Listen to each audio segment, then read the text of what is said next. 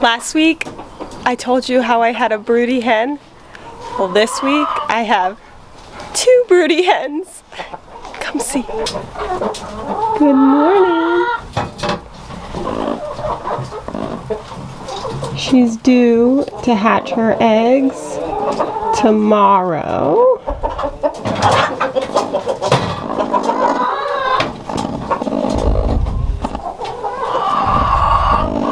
She's sitting on 11 eggs.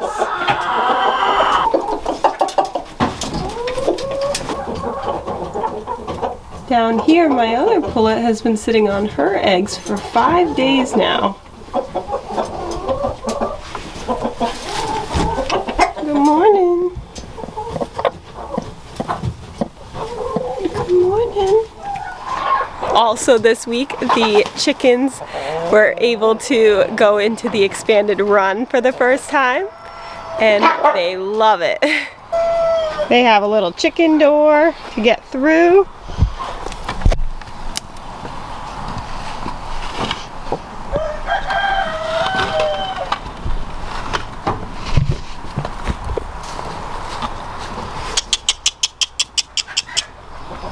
Chickens!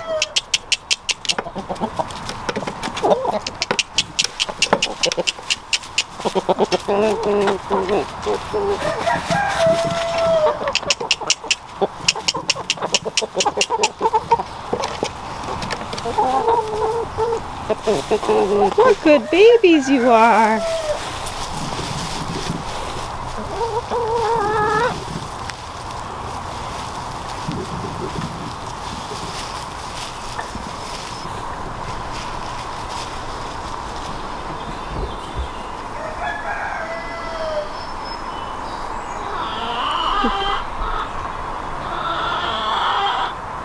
I'm so happy that the expanded run is now available to them to use. It's been a process getting it ready, getting all the supplies, but they're happy. Highlights of the garden this week. Let me go show you what's been happening. We did get another compost pile created. And it is hot, 145 degrees. The stars of the garden this week, I'm going to nominate the potatoes and the broccoli. The potato rows, so all of these greens coming up here in the rows are where I planted the potatoes in these small hills. Check out the broccoli coming up. We have a whole row of broccoli and it is doing fantastic. We've got some cucumbers and zucchini plants getting established. It's so nice to have the garden finally planted and everything starting to grow.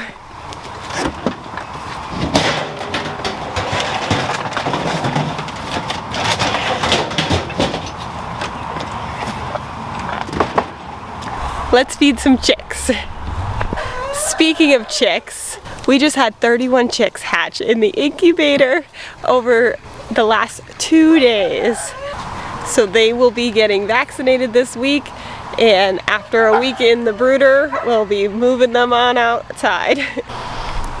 Of course, when they come outside, they'll continue to have their 2 heat sources. They're just gonna get a much larger brooder out in the chicken coop.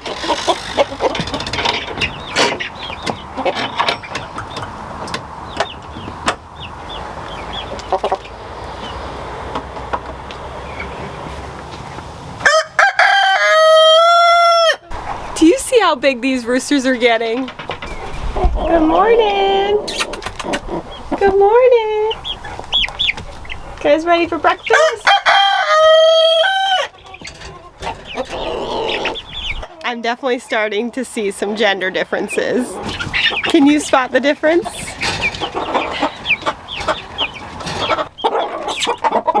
I'm definitely seeing some combs pinking up. We definitely have quite a few little roosters in here. This week we had the goat veterinarian come out and take a look at Fancy Nancy, who we suspected was pregnant. How are you feeling this morning, Fancy Nancy?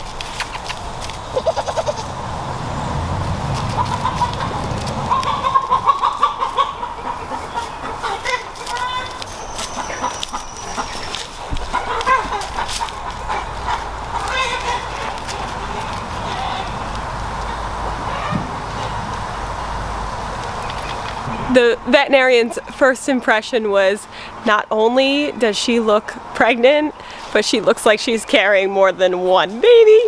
Ah. Oh my goodness. But of course, without an ultrasound, we can't say for sure, but I'm gonna be happy regardless of how many kids we get this summer. I think she's gonna be a fantastic mom. Right, Fancy Nancy?